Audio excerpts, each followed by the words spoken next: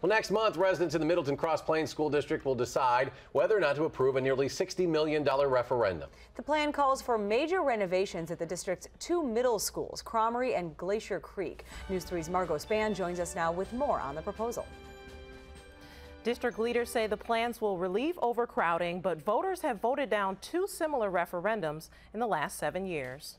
People are down on schools, you know. Staying in the loop is something these knitters at the Middleton Senior Center know how to do, especially when it comes to their community. I have grandchildren in the school system in Cross Plains, and I certainly am very supportive of the school referendum.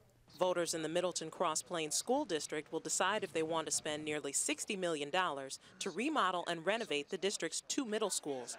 The district's communication director says parts of Cromery were built in the 1960s. We anticipate having to spend $5 to $7 million in capital and maintenance improvements over the next 5 to 7 years. That means we'd have no dollars for other schools to do maintenance projects there, and we just don't think it makes a lot of sense to invest dollars in a bad facility. They're also asking for nearly $800,000 for operating costs.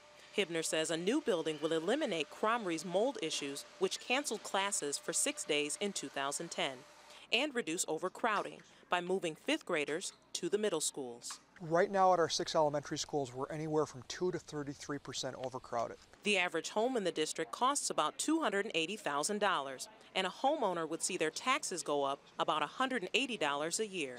I'm against it. I just don't feel at my age that I should be paying for or taking on the tax burden that will be coming. You know, when I went to school, we didn't have air conditioning, but I think the world has changed.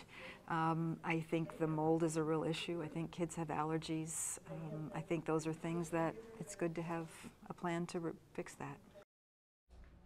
If the referendum is approved, construction would start next year. For voters looking for more information, the district will have an information table at Barrique's from 7 a.m. to 3 and on Thursday at Crossroads Coffee House. A lot to be discussed. Thanks, Margo.